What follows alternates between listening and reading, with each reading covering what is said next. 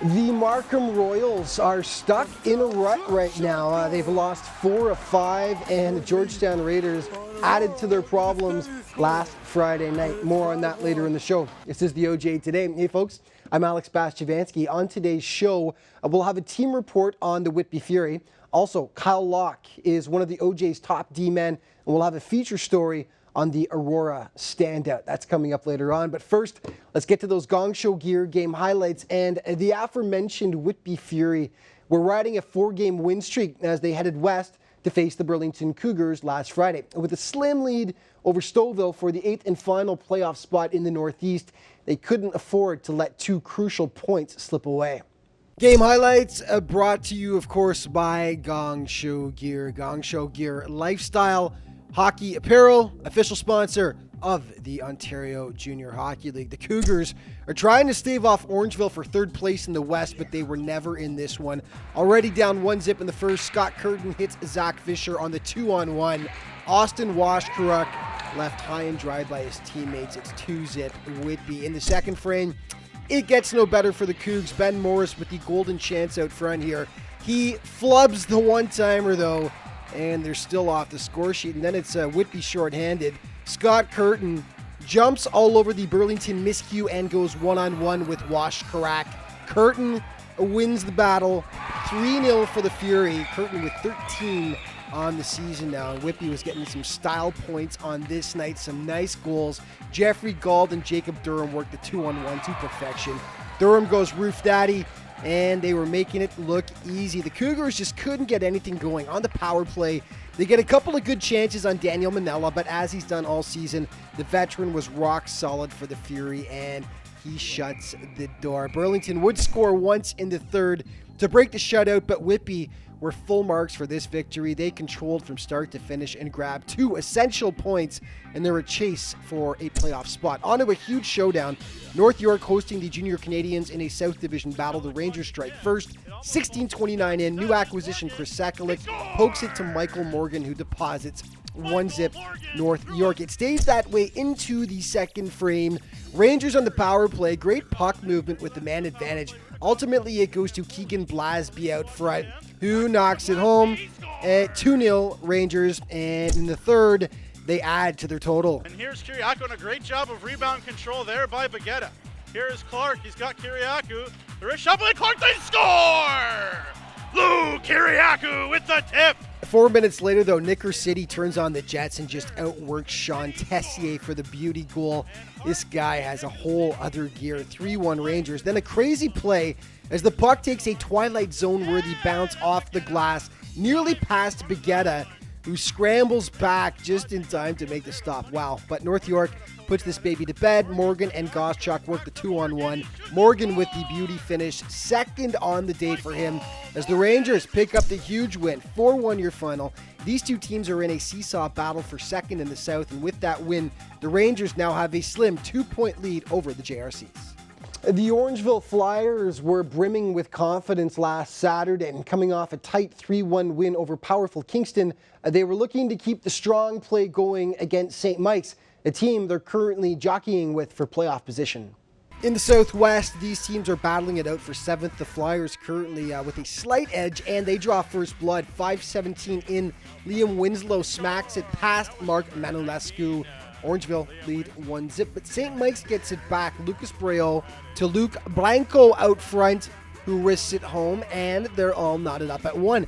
5 minutes later, Cameron Wright notches one of his 3 on the day for St. Mike's, and it's 2-1. Before the end of the frame, though, the Buzzers cough it up on the power play.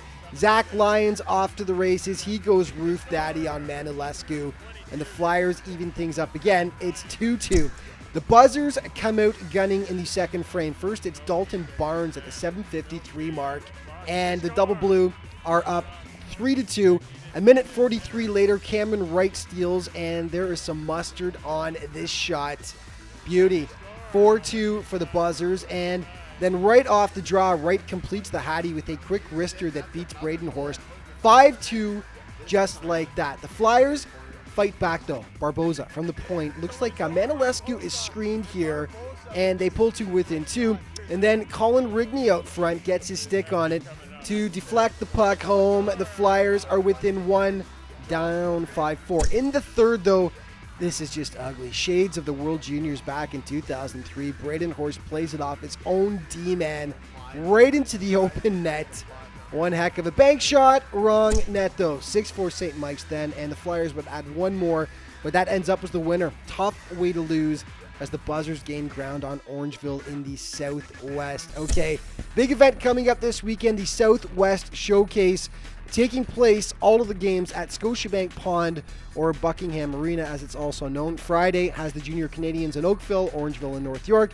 Saturday, Buffalo, St. Mike's, Burlington, Milton, Georgetown, Mississauga, Oakville, Toronto, North York, and the Junior Canadians. And then on Sunday, Mississauga, Burlington, Toronto Patriots, Georgetown, Milton, Buffalo, St. Mike's versus Orangeville. Head to ojhl.ca for the full games schedule for the showcase. And OJ trivia for this weekend. Your question is, who is the top-ranked current OJHL player on the January NHL CSS midterm ranking list? So which player currently playing in the OJ is the highest ranked? Win an OJHL prize pack, email Isaac Westgate. That's iWestgate at the ojhl.ca. First person with the correct answer in wins.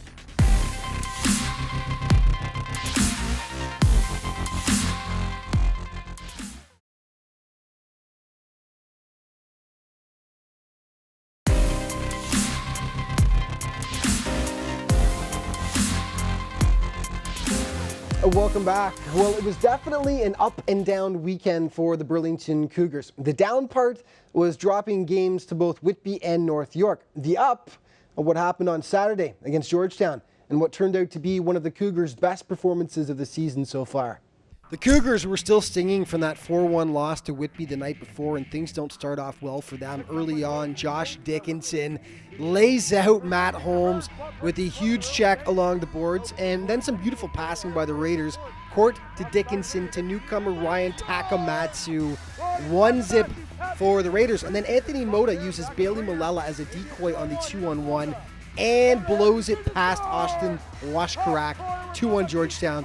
Looking good at that point, but then things change in the second period. It was like the Cougars flipped a switch. First, it's Tyler Reiter with a weird one over top of Andrew Masters, and Burlington cuts the lead in half to 2-1. And then on the power play, nice puck movement here. Kevin DeMagno ultimately with the one-timer past Masters, and it's a 2-2 stalemate. Third frame was all Cougars outshooting the Raiders 13-6. Matt Cairns gives it away to newcomer Stefano Alonzi, who beats Masters, but not the post, and the Raiders catching a break there. So overtime it was, and the Cougars come close. Nathan Gomes picks up the loose puck and has nothing but daylight ahead, but Masters comes up with the massive stop to keep his boys in the game up until the second overtime. But he stripped the puck there by Peacock. Now Court picks it up. Now it's picked up by Dickinson. They can't get it. Now Peacock's in alone. Peacock scores!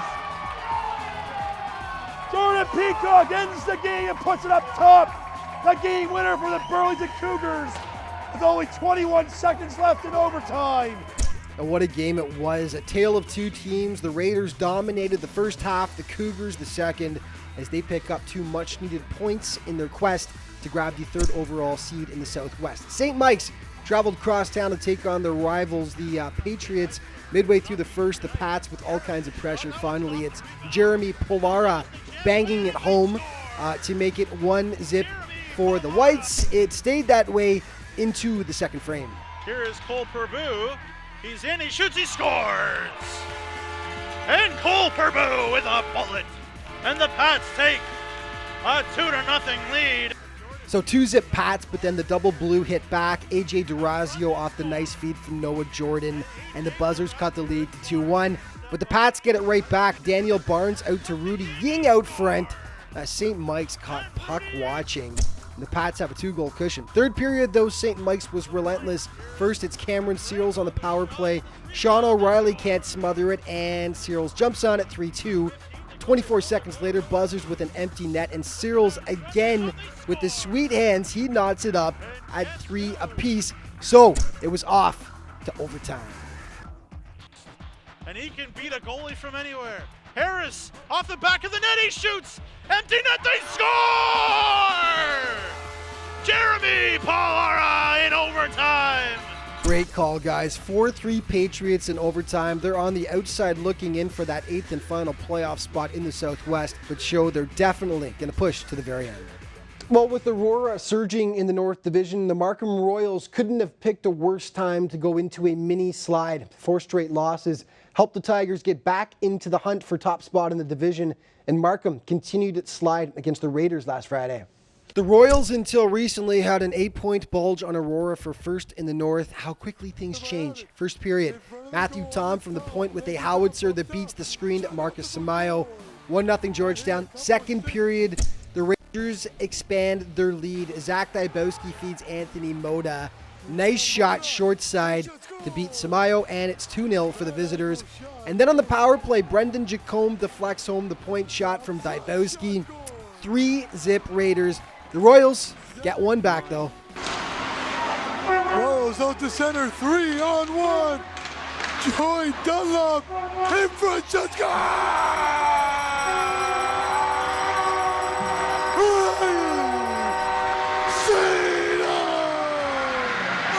Well, at least Joe was showing some enthusiasm. Third period, the Raiders keep coming. Brendan Jacombe gets 2 cracks at it here. The Royals just out to lunch on the coverage. Caught puck watching, 4-1. And then it's Jack Jacombe threading it across to Aaron McDonald to make it 5-1. Most were expecting a tight game between 2 top clubs, but Georgetown just rolls right over Markham in this one. A dominant performance by the Raiders, cause for concern for the Royals.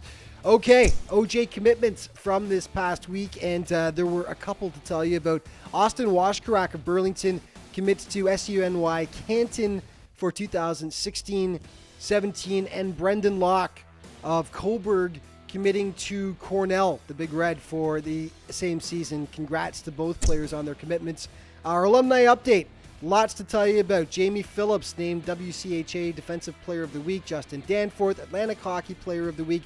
Michael Jigavaz, the goalie, formerly from Georgetown, named OHL Player of the Week. Tim Kylich, Suniak Rookie of the Week. Blake O'Neill, ECAC West Rookie of the Week, and Matthew Thompson, NCHA Offensive Player of the Week. And 9 former OJ players are in the running for the Hobie Baker Award. Drake Hagula, Shane Conacher, Brendan Denham, Greg Gibson, Mitch Gillum, Luke Juha, Jamie Phillips, Andrew Podorowski, and Jake Wallman are all in the running for the award as the top college player in the United States. Congrats, you're doing the OJ proud, boys. And let's take a look at how all the teams in the OJ currently stand in the North Division. As mentioned, Aurora has made up an 8-point deficit and are currently tied with Markham for first place. In the East, Trenton still with a 10-point bulge over second place Kingston. Trenton, though, picked up their third loss of the season last week. In the South, Oakville with a 4-point lead over North York, with the Junior Canadians in third. And in the South, Georgetown and Buffalo now both tied with 60 points in first place. Georgetown with 2 games in hand, though.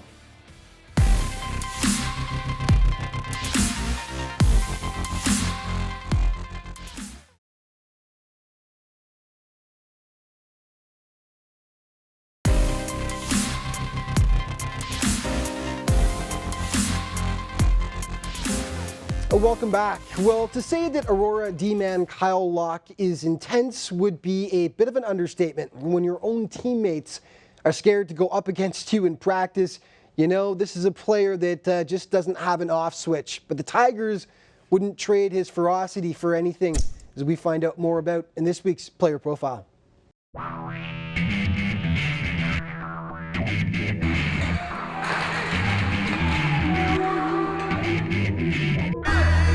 An Aurora boy playing for his hometown team. Kyle Locke has been a driving force behind the Tigers' run to the top of the North Division this year. A former second-round pick in the OHL draft, he spent time with both North Bay and the Guelph Storm. Locke possesses a brand of skill and physicality rarely seen in the OJHL. Kyle Locke, probably one of the most patient hockey players I've seen. Nothing seems to really faze him. Incredibly strong, incredibly good skater. Really, if he wants to be, he is the whole package. Everything that you would want from a defenseman and from a team player. Like, I'm just here to play and have fun, and like, I always want to work hard and beat up on the other team. So that's what I bring, and I just want to always do the best I can and make sure everyone can feed off my energy. One word that defines Locke: intense. Whether it's in a game or a practice, he's a player that doesn't have an off switch, which at times can be downright frightening for his own teammates.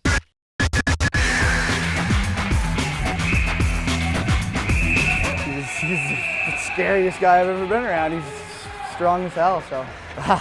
He brings size, he brings grit, he brings skill, he brings everything pretty much. He's the scariest player on the ice, even in practice for us. You don't want to go near him. He's amazing, he protects us everywhere, so he's a great player to have on our team, and he can put the puck in the net too, so. The 19-year-old is 6'1", 207 pounds. He's a physical specimen on the ice. The term "a bull in a china shop" comes to mind, something the Tigers coaches love, but also at times feel he needs to learn to control, just a bit. He's like a lot of players. He just needs to know the right time and place to use the physicality, and sometimes he can back off from it.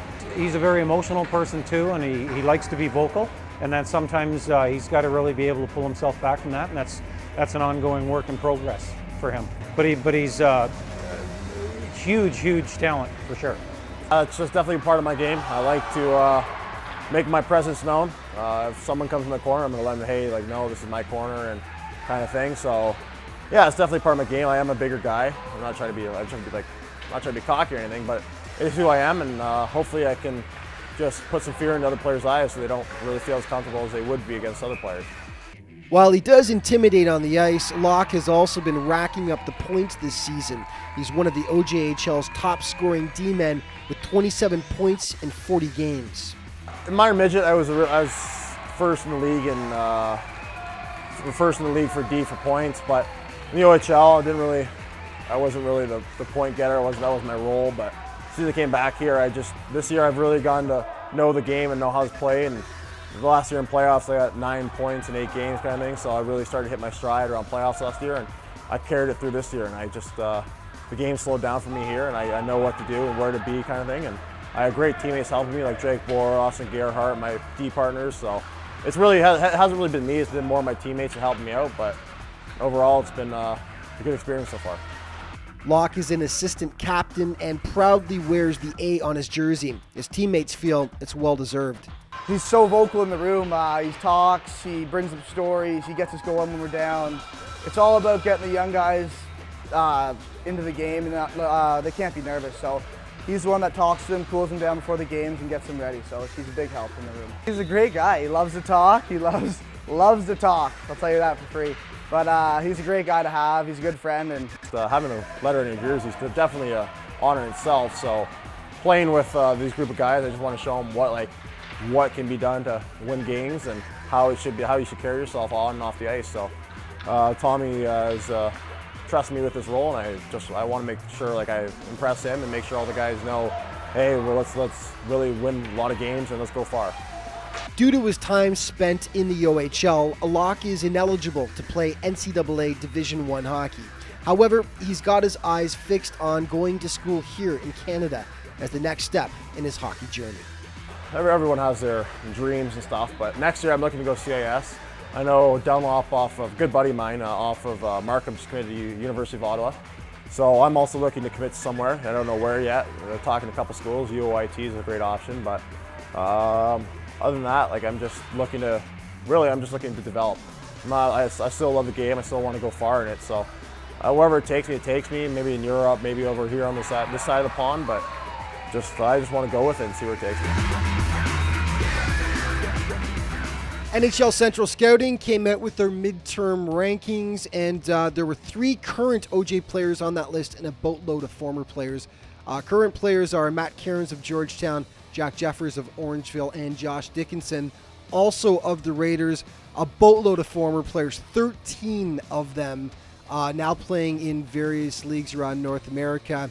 The Tigers very well represented on that list with 4 players. Georgetown has 2, and Coburg as well.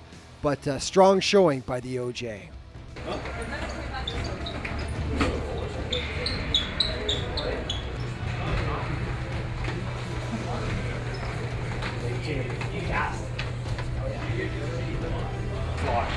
I just go down like that. I've blocked one and 2 shots.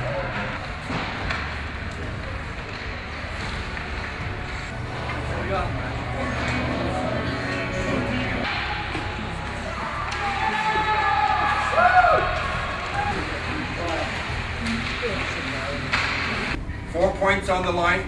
Let's go have some fun and grab 2 points right now.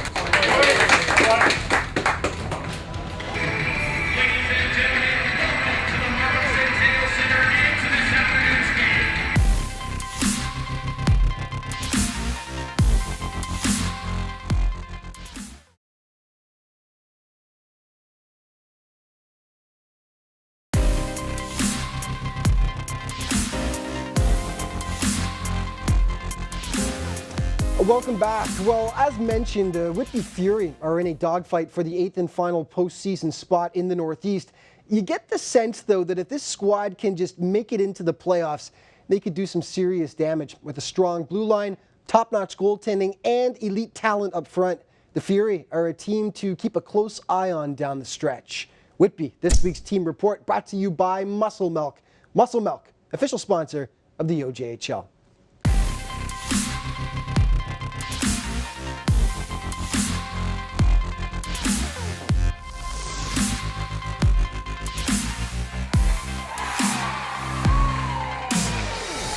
The 2015-16 season has been an eventful one for the Whitby Fury. For one, they were co-hosts with the Coburg Cougars for the World Junior A Challenge back in December.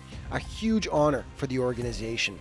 Oh, what it meant to the organization, it was first time in 10 years that Hockey Canada's ever brought the event to Ontario, and Coburg and Whitby, Coburg had unbelievable crowds. We had pretty good crowds for what we averaged in the season. It was real good, so people were happy, Hockey Canada was happy.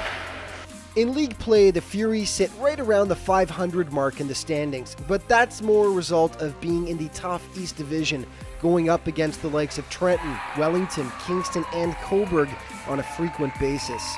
We've had our ups and downs this season. I know we've had some really good games and showed what type of team we can be, and we just sometimes struggled on the consistency, but lately we've been really pulling together. We've been playing well past couple games, and hopefully we can continue that for the rest of the season. I thought we had a bit of a tough start, but you know, we're starting to come along now. We made a couple changes, brought in a few depth guys, and I think going down the road we have a couple tough games, but for the most part we should win like 85-90% of the rest of the game. So I think if we can move into 5th or 6th, we'll be set. Scott McCrory is both owner and head coach of the Fury. The former professional player took over behind the bench with 1 game left in the regular season last year, and the players have responded positively to him. We need these 2 points. Okay, jump over Newmarket and keep going. The next one we need over. It starts right tonight. Let's play the way we've been playing for the last 2 weeks. Smart, hard, physical, stay on the blocks. Nobody lips. First guy gets caught chirping, sits on the bench. Scott's a great coach. You know, he's been around with me for 4 years now, and you know, he played, so he knows what it takes. And you know, we have all the systems in place. It's just if we execute them, we'll be a powerhouse in the playoffs. Nick Corrick grew up playing with his best friend Connor McDavid for the York Simcoe Express, and this year he leads the Fury in scoring, averaging a point per game. Nick Corrick is just a very skilled finesse player. You know, if you give him the puck in the sweet areas, he's going to put it in the net. So, you know, he's a guy who's going to put up, you know, a point a game, over a point a game every year, and he's the kind of guy you want on your team when you're going to win.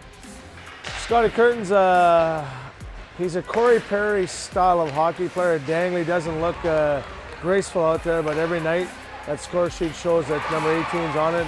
He does the right things. He's a smart hockey player. As the boys mentioned earlier, he's probably one of our top penalty killers, and he knows the game. Competes. Scouts have been keeping a close eye on dynamic forward Luke Keenan. He's Princeton bound and is on the NHL watch list for the upcoming draft. You know, he's probably one of the best 200-foot players in the league. You know, face-off guy, good hands, can bury the puck too, and he's another guy. If he's playing, we're going to win. So you know, he's going to have a great 4 years at school, and hopefully he's on the draft list. So hopefully things work out for him. Mercyhurst-bound team captain Jonathan O'Hara has been a rock on the blue line for the Fury. Well, Johnny averages about somewhere around 26 minutes a game. He's a solid two-way defenseman. You'll witness in the games that he's blocking on average of 8 to 10 shots a night. He leaves the rink with ice packs on. He's really smart, great first pass play, and that's why Mercyhurst wants him so badly. In goal, Daniel Manella is an OJ veteran. Now on his fourth team, he was brought in this season and immediately added stability between the pipes. He just carries himself like a professional. He's a quiet guy, but he competes every day. When he's playing well, we win. So, I know there's a lot of schools looking at him too, and if he keeps performing, things are going to happen for him. Barring a collapse down the stretch, the Fury will make the playoffs this season. They're currently in 6th place in the Northeast, and the team is confident there's no limit as to how far they could go. Well, we've shown that we can play with the best teams this year. I think we've taken Trenton to overtime twice, had a couple close games there, and they're first in the league. So come playoffs, if we're playing at our top level, we can be very dangerous. And just before we go, we look at the top 5 plays from the OJ over the past week. Number 5, not much to cheer about for Markham against Georgetown, but this was nice. Riley St. Onge converts the 2-on-1. Nice goal. Number 4, St. Mike's Orangeville, Dalton Barnes, don't blink. Top shelf where mama keeps the sunflower seeds. Beautiful. Number 3, Whitby Burlington, Fury 2-on-1. Jeff Gald across to Scott Curtin, who roofs it. Part of a 3-point night for Curtin in the 4-1 Whitby win. Number 2, Canadians Rangers. Nicker City turns on the Jets and leaves Sean Tessier in the dust. Serious speed for City, looking good since coming over from the Patriots. And number 1, Burlington's Jordan Peacock, second overtime against Georgetown. Soft hands for a big man. Peacock is 6'6", 215, but looked like a sniper there. That won it, and it's our OJ play of the week. And that's all the time we've got for this week. Remember, though, you can head to the league website at ojhl.ca for all the up-to-date news, stats, and standings. On Twitter, at OJHLofficial, and, of course, at facebook.com/OJHLofficial. Thanks for tuning in, folks. I'll see you next week.